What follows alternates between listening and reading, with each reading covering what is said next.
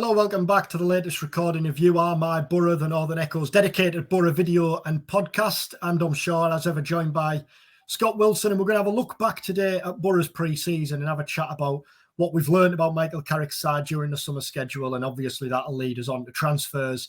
And then we're back with 2 a week now, which is the biggest indication. Well, not the biggest indication, but it's a clear indication that the season's starting. And it's all guns blazing from here, Scott.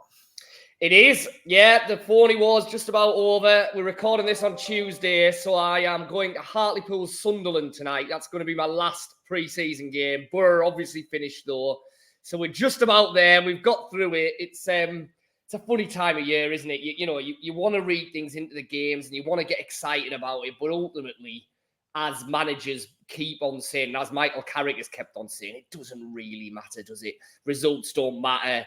Performances don't greatly matter. Yes, you need your players fit. You clearly want to stay as injury-free as you can. And Boro have obviously had a bit of a setback there. But listen, we're getting to the real business. Millwall on Saturday. That's when it starts. That's when we'll actually get to see what Boro are all about. So, yeah, bring it on now, I think, isn't it? Yeah, so we'll get our heads together again at the end of the week on Friday afternoon and record a second vid and pod this week when we'll look ahead to the coming season and make our bold predictions that you can correct us on at the end of the year. But today we're just going to purely look back on pre-season and, as I say, kind of talk about what we know about Boro and what the summer games have told us. I spoke to Matt Crooks after the game against Auxerre on Saturday, and I asked him what you touched on there, Scott. Basically, because there was no intensity to Saturday's game. It looked, yeah. If you were dropped into that game, then it was clear from the get-go what it was. And I said to Crooks, does the intensity and the tempo just naturally increase when it's a game that matters? And he kind of said, well, it's everything that surrounds it. It's the atmosphere, it's the edge, it's that sense of occasion. But then he said it kind of also on us in games like this to lift yourself really and rouse yourself. And yet, we've done how many, God knows how many pre-season games over God knows how many years. And you can only read so much into them, can't you? Yeah, I mean, I get the argument that there's a level of professionalism and players should be wanting to win every game they go out, and it's important to lay down a marker, etc., etc. But the brutal reality is that there's no consequence to winning the game. There's no consequence to losing the game. It just does not matter. And no matter how professional you are, no matter how you try and mask that, that's the reality. There's no edge to it. There's no competitive element to these matches. And you see it all the time at the end of the season, don't you, when teams have nothing to play for and people say all the right things and players will say the right things and managers will say the right things. But time and time again, teams with nothing to play for lose games they really shouldn't because there's just nothing on those matches. And, that's what pre-season is. So Boro have got through it. Like I say, that the Smith injury was a real kind of downside. We'll get on to signings in a minute. And obviously, quite a few of the new lads have been integrated into things, which I think will be a big tick in the box from Michael Carrick.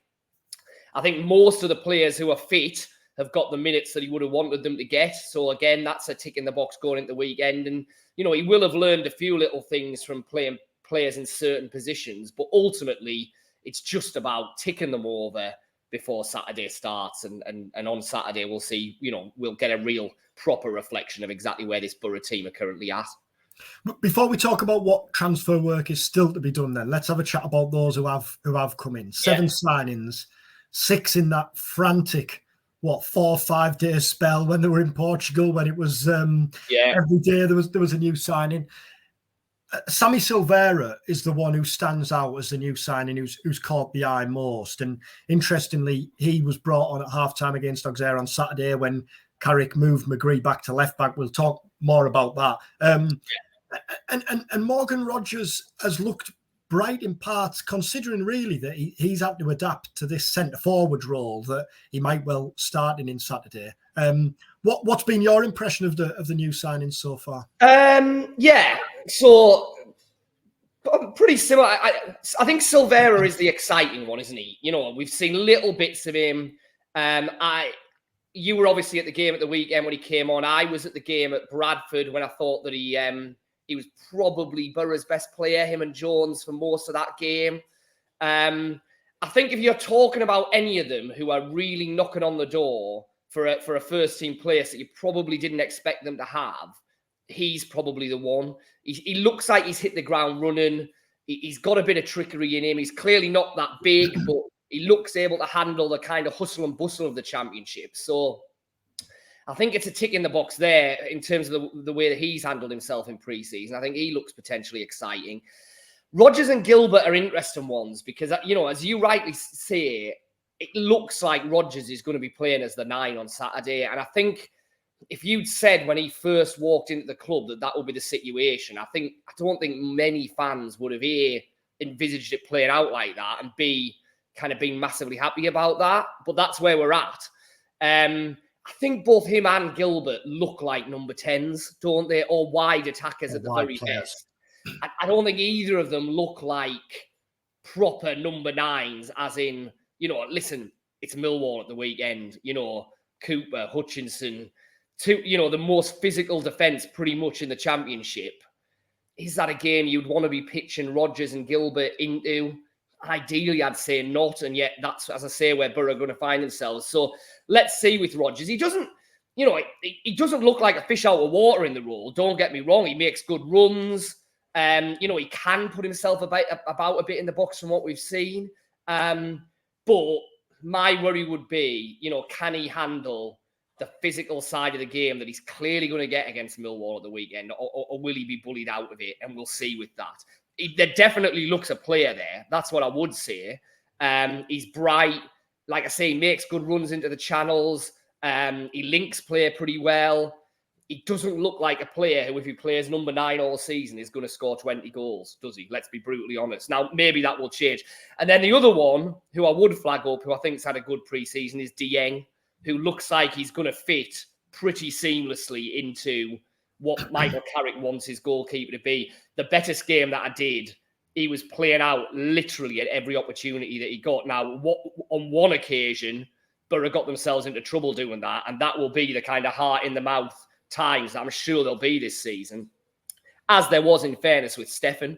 But that's clearly how Michael Carrick wants to do things. That's clearly the type of goalkeeper he's wanted to sign. And from what we've seen so far, Dieng looks like he's going to be capable of pretty seamlessly stepping in and making sure that Stefan's not missed that badly, which, given how important Stefan was last season, was not a given. So I think that's a tick in the box for the summer business as well.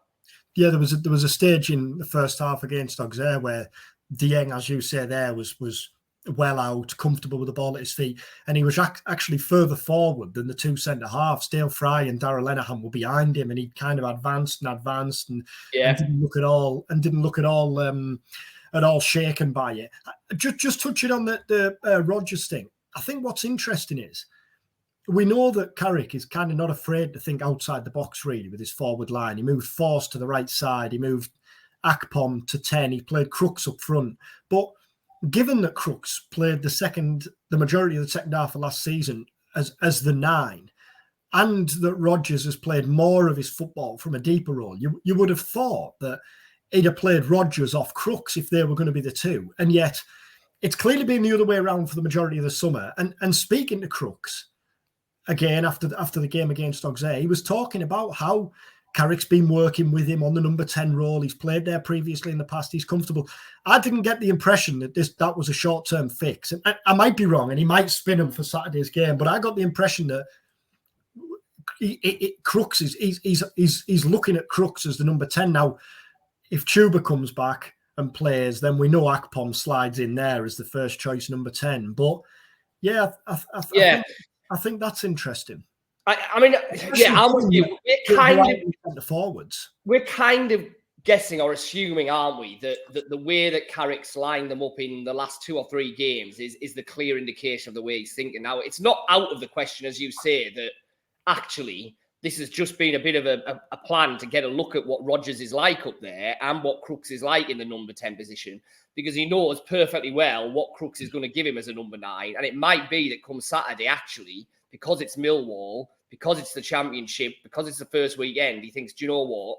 I will go with Crooks up there. I don't think that's out of the question.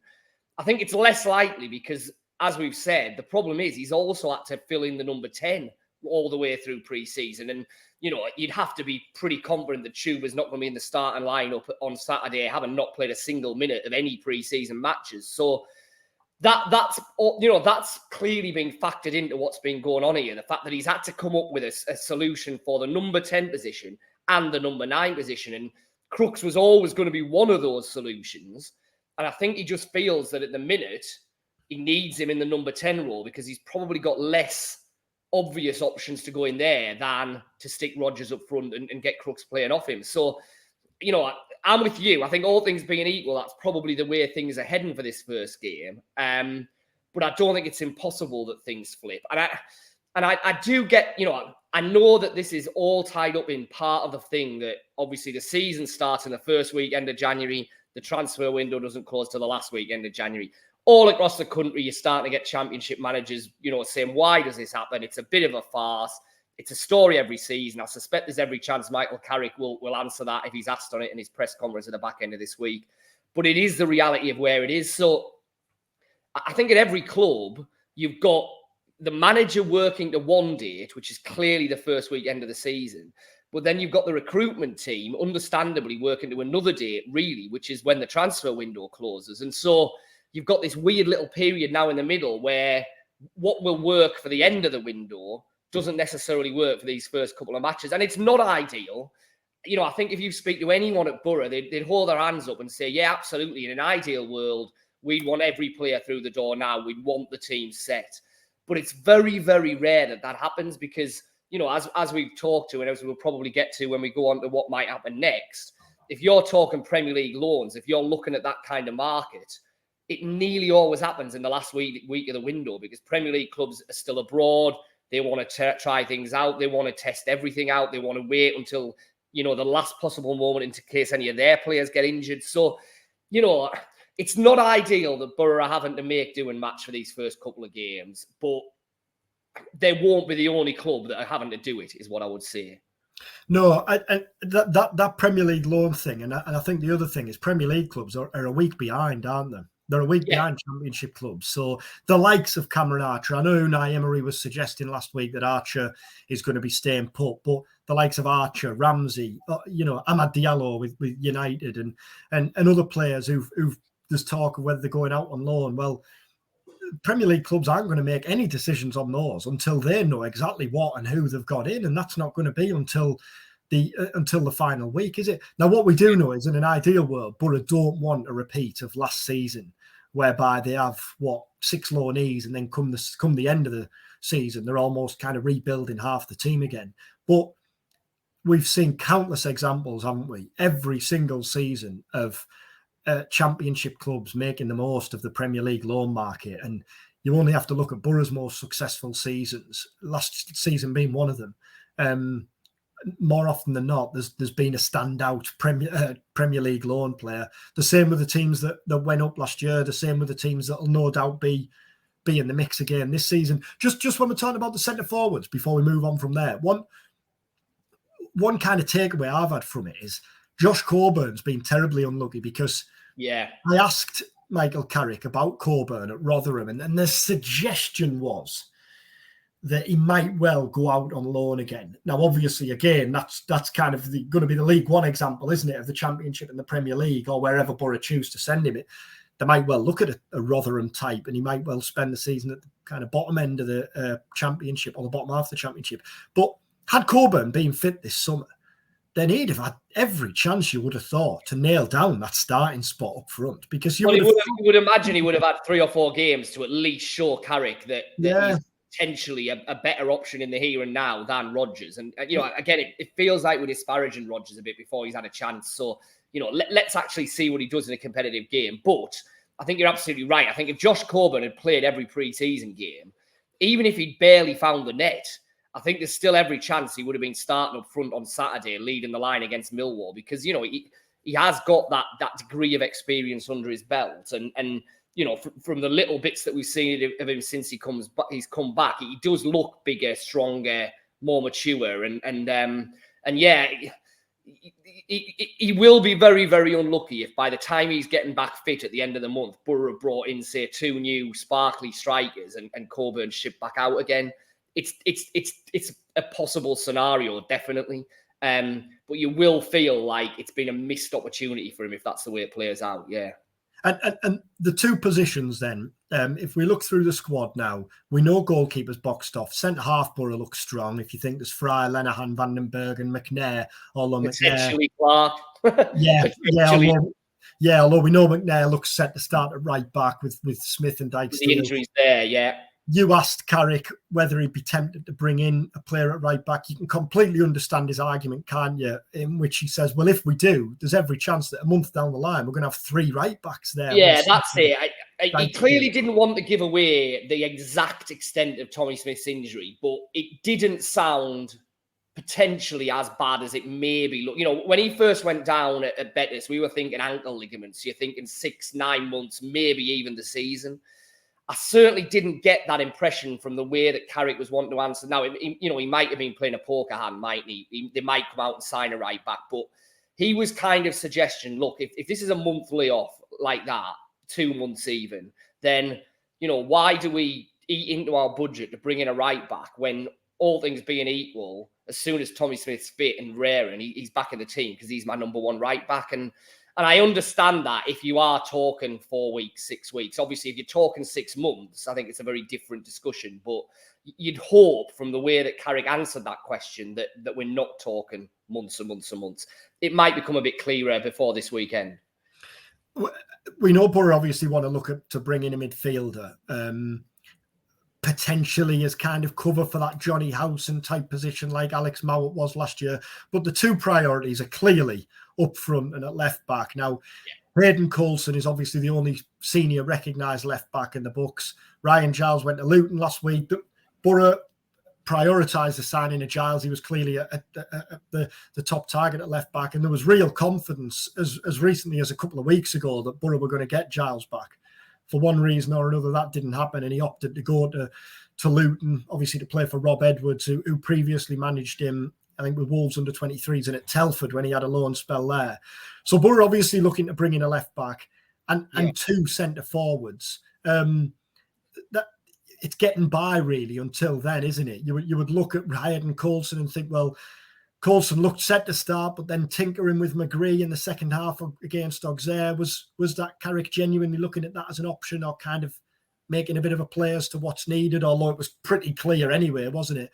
Yeah, I don't think it's that. I think it was. I think it was just not necessarily an option to start, although it could be. But I think they need an option in case Hayden Coulson gets an injury in the first half of the first game that he plays, because if Coulson suddenly is out of the equation as well, then they really haven't got anybody who's played any kind of minutes there as an option. Especially when your default option would probably be to drop Paddy McNair in there, wouldn't it? Because he's the type of player who, as we've seen, can pretty much play anywhere on the pitch. But if Burren desperately need McNair at right back at the minute. So I think that was really just, if the worst came to the worst, what would I do? And I think that is probably what Boro would have to do. So I think that was probably what that was. But yeah, I mean, they've kind of been the 2 key positions ever since the start. Yeah. From the moment the last season ended, we were saying, well, if Giles and Archer don't come back, they're the big gaps that need filling, and they're still the big gaps that need filling. And the fact that they haven't been filled yet does make you think, well, Premier League loans have to be a part of this equation now, because that's the main reason, I think, that you wait until this stage of the window, because that's when they start becoming clear. And I think particularly in attack, the disparity between what you can get for your book in terms of a Premier League loan as opposed to going out to try and sign a centre forward on a 4 or 5 year deal is massive.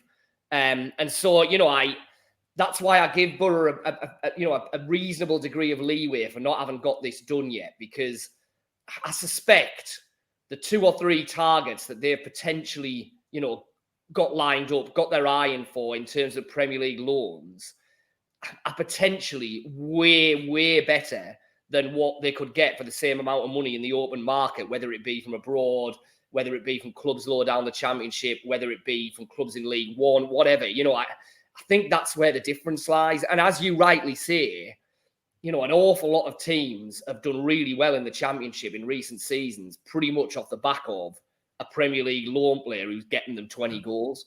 And if Boro can bring that in, great.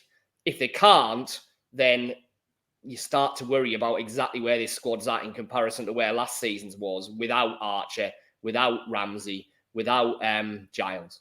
It's funny, isn't it? Because we were only saying, weren't we, yesterday when we were having a chat, that there hasn't really been any links, any speculation, any names. And yet we were saying the same earlier this summer. And then suddenly within a week, it all exploded and 6 players signed. The likes of Silvera and Vandenberg and De Jong and Glover, but Boro and clearly the parties who they were working with did a good job of keeping it under wraps until, often it inevitably seeps out in the end. But it wasn't until very late that it did. So, there's no doubt that Boro are going to be working away. And the other thing is, it is inevitably hardest to sign a centre forward, isn't it? Yeah.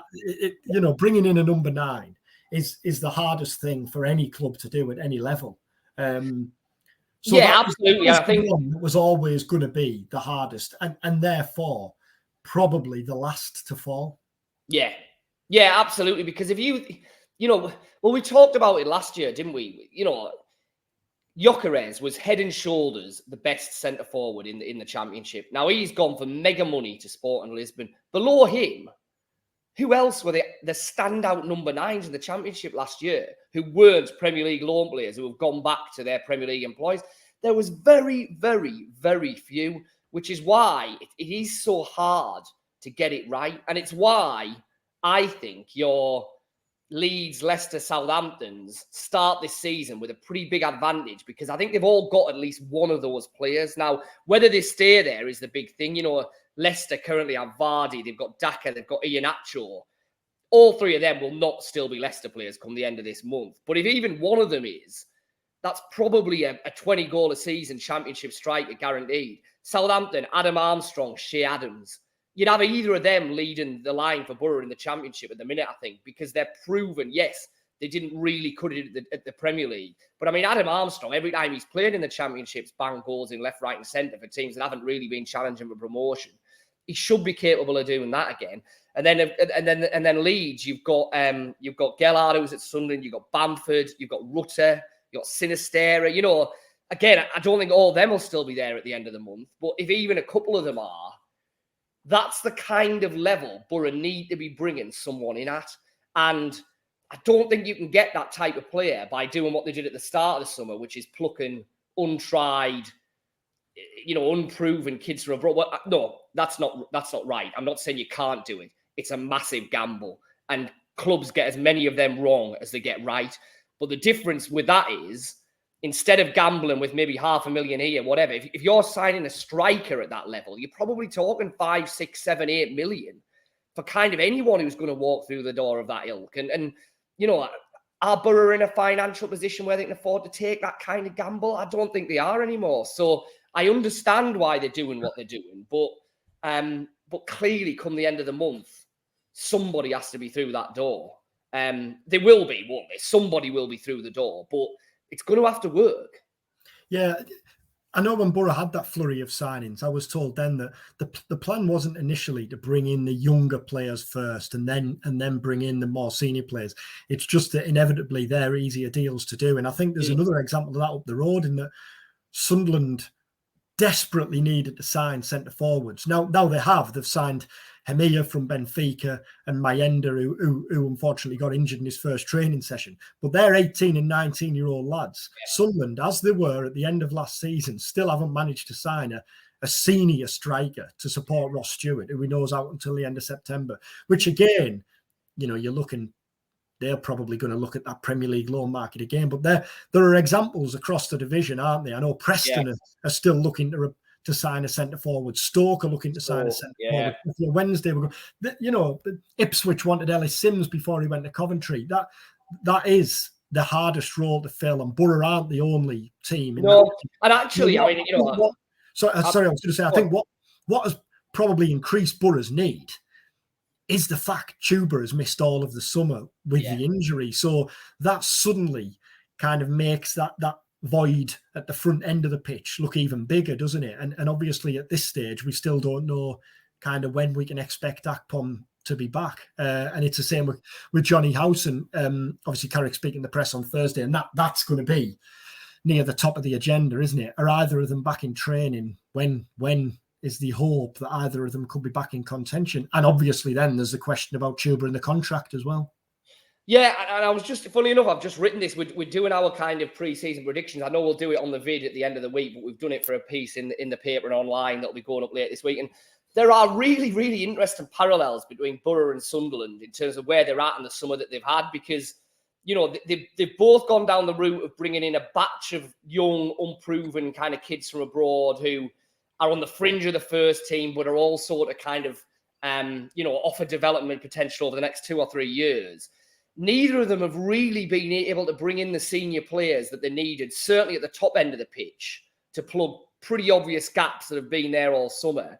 And as you say, both of them are hamstrung by the fact that the key player in their team for both of them is injured, hasn't kicked a ball all pre-season, is in the last year of their contract, and has a bit of is he or isn't he hanging over him, both in terms of now and for January. Obviously, Chuba at Boro, Ross Stewart at Sunderland, and the dynamic at both clubs is very, very similar in terms of where their current summer transfer business sits at, because both, you'd have to say, hinges on what happens still between now and the end of the window, because the key gaps that were there at the start of the summer, I think, are still there for both clubs.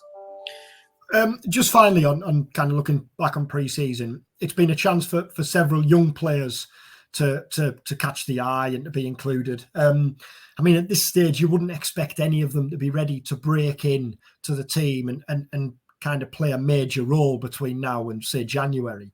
But has anyone caught your eye? Has anyone in particular stood out in the games you've seen? The couple of games that I've seen him in, I thought Belongo looks quite good.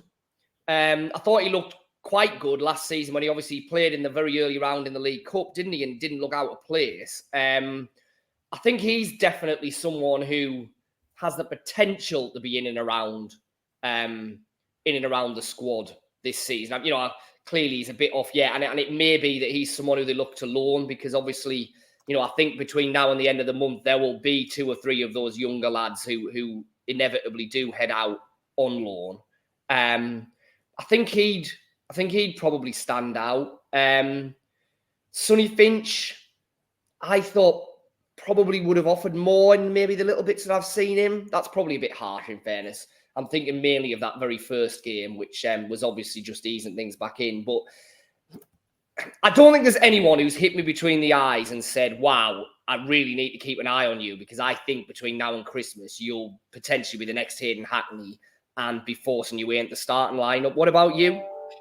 In the second half of Rotherham, Jack Stott was really good. That was, I mean, obviously we've split the Boro games between us, so yes. I haven't seen every game, but the first half at Rotherham was kind of the absolute opposite, really, of everything we talked about the Auxerre game at the start of this, in that Boro did play with real intensity and blew Rotherham away, really. It was really impressive in that first half. And then the second half, Carrick made the changes, Stott came on, and he ran the show in the second half. He was really good. Now, that's the only bit I've seen of him I saw him. He played at Bradford. He played with Payero as the kind of 2 at the base at Bradford, and I thought that they were both very neat and tidy, but